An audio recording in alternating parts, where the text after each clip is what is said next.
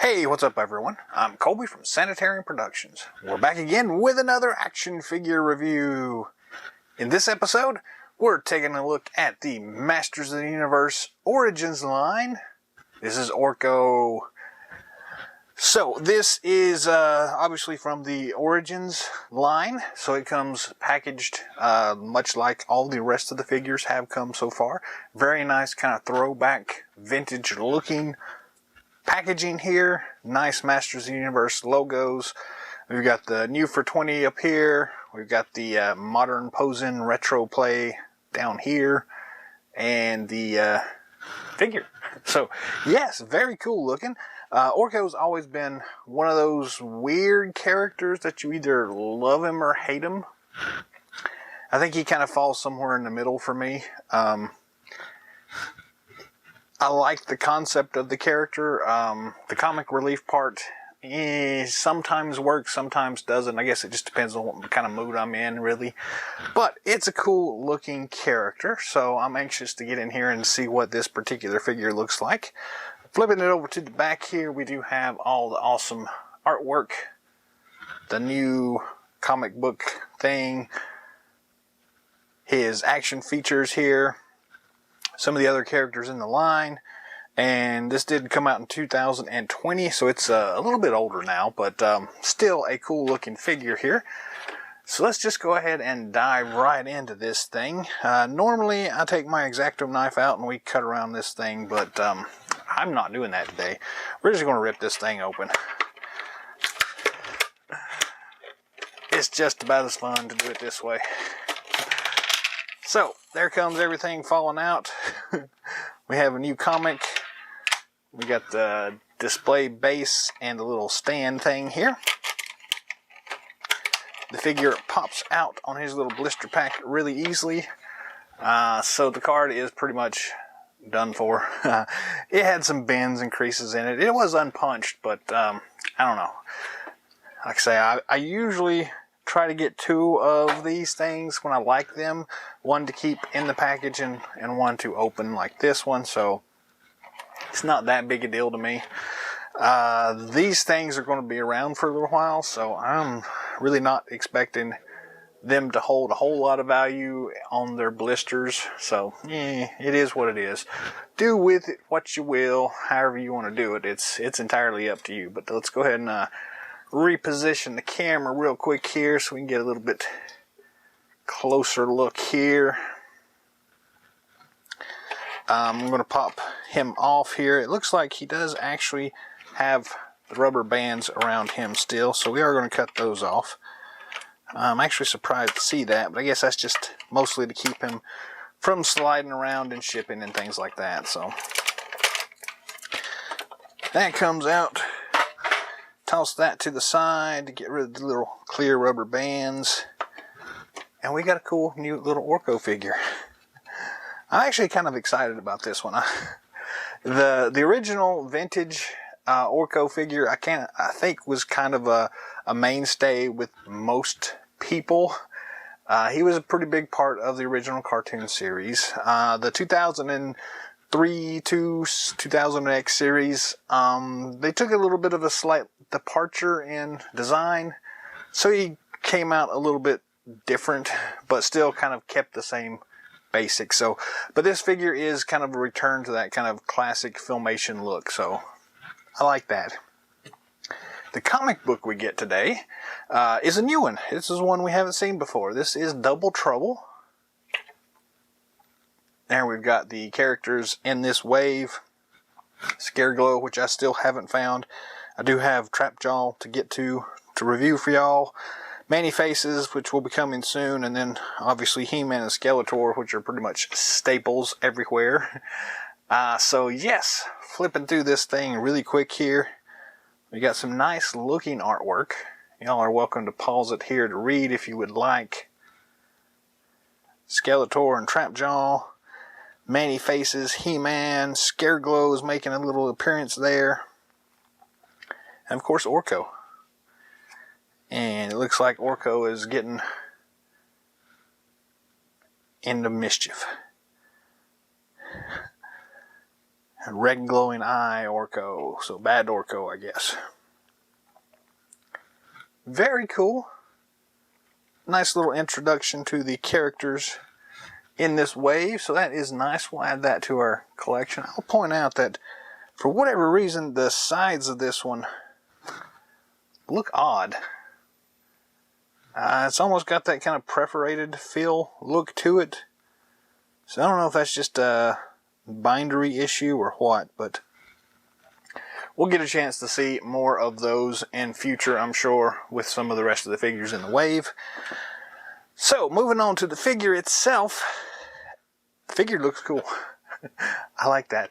But accessory-wise, we just have the display stand here. That's it. So I guess we'll start there. We do have this cool-looking purplish smoke effect, which has glitter in it, and I'm not sure if this is going to show up on screen very well or not, but there is like silver glitter, purple, silver mixed in here, so it does kind of sparkle a bit when you move it in the light. That is pretty cool. It's got a nice design on it. It looks like little rolling things of smoke here. We have a little peg stand system here, so I'm just going to go ahead and I guess peg this thing in here. That pops in very easily. I wonder if it pops out very easily.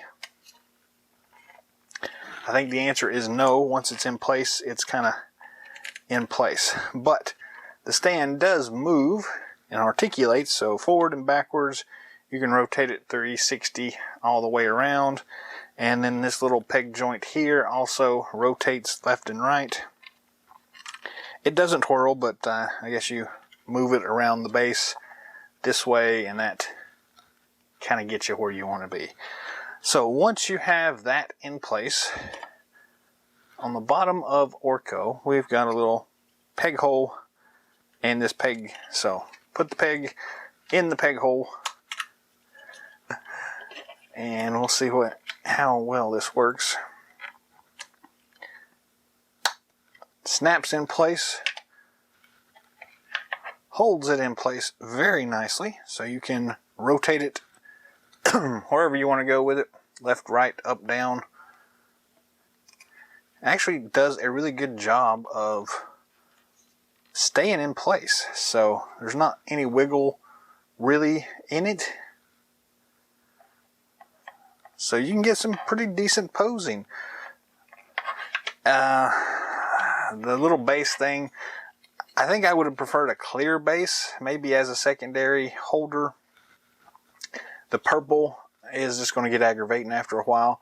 It looks cool standing flat, but you know, if you stick it up against the figure, this just looks weird after a while. So it's okay, but luckily this thing pegs out very easily, a lot easier coming out of Orko than it came out of the stand there. So moving on to the figure itself, let's see here.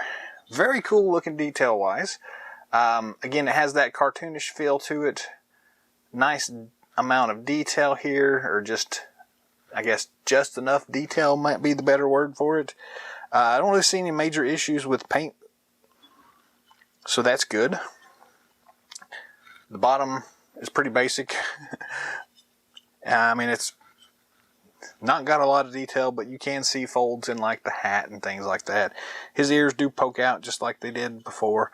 You'll note that the blue on his ears doesn't quite come down straight to the hat. That, I guess, overspray that they used just quite doesn't get down in there far enough, but it is what it is. You can touch it up with paint yourself if you'd like. Not the end of the world. I do like you can kind of see some stitching in the hat as well. That is pretty cool. The eyes look pretty good. They may need a little bit of touch up paint wise, but it's not bad. He's got some detail in his hand where you can kind of see the knuckles and grooves and things like that. So all in all, pretty cool looking. Articulation wise, this head does spin 360 degrees. It's kind of on a ball joint there as well. So up and down, left, right. You kind of have to get it in the right spot because it will hit for some reason in some places. So if you find it catching, I guess is a word, just kind of wiggle it a little bit and it'll shift around enough to get it to go wherever you want to. But all in all, pretty decent articulation there. The scarf is kind of molded in place, so you're not going to move it there. Same thing with the hat. It doesn't come off. I know in the vintage release, the hat was removable, but it's not on this one, so just be aware of that. Ball joint at the shoulder here, so you do get plenty of articulation. The hat kind of gets in the way a little bit, but you just kind of move it out of the way. Ball and swivel at the elbow joint as well. Pretty cool. And then we get a swivel and a rocker there at the wrist, which is very interesting. Very cool though. And that's pretty much it. That is Orko. Not a whole lot to this little figure, but I mean, it looks really cool. It's Orko. What do you expect? I guess we should get some size comparisons here. So let me grab He-Man here. So you can see how well he kind of scales there with He-Man. He's about the right size. He may be just a little bit big. I know in the vintage version, he was pretty big. So he usually stood about 3/4 of the size of a regular figure. So this one's maybe not quite that big. It's more in scale with the cartoon look. So that is a good thing. Still think he probably needs to be scaled down just a hair.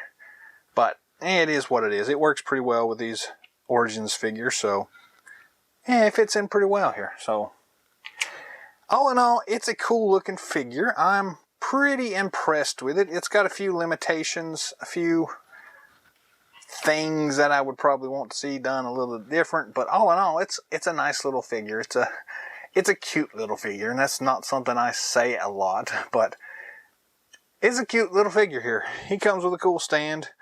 He can do what you need him to do. He doesn't have a zip cord, but it's Orko. It's still pretty cool.